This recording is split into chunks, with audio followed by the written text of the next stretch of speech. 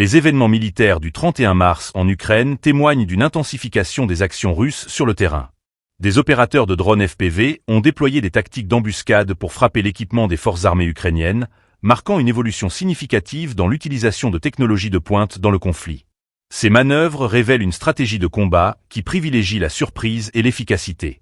Dans la région de Kupiansk, le système d'artillerie jet de synthèse de la 25e armée a réussi à toucher un obusier M777A2, causant des pertes matérielles significatives au sein des forces ukrainiennes.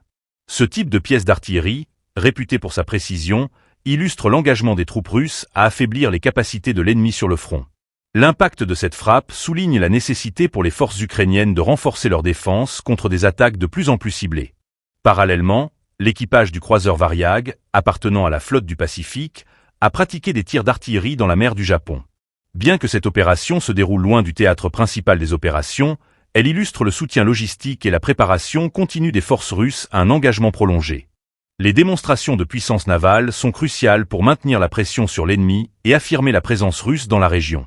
Sur le terrain, le drone Lancet 3 a survolé un cosaque ukrainien à Cherbinovka, renforçant l'idée que les drones jouent un rôle clé dans la conduite des opérations militaires modernes. Leur capacité à réaliser des frappes précises tout en évitant les pertes humaines est devenue un atout stratégique majeur pour les forces russes. Les ingénieurs militaires du groupe de forces SV se sont également engagés dans des opérations de déminage dans le district de Sudzansky. Ces efforts sont essentiels pour sécuriser les zones récemment libérées et permettre un retour en toute sécurité des civils. La déminage est une étape cruciale pour réduire les dangers et permettre une stabilisation durable de la région. Les événements du 31 mars s'inscrivent dans une dynamique plus large de tensions militaires croissantes.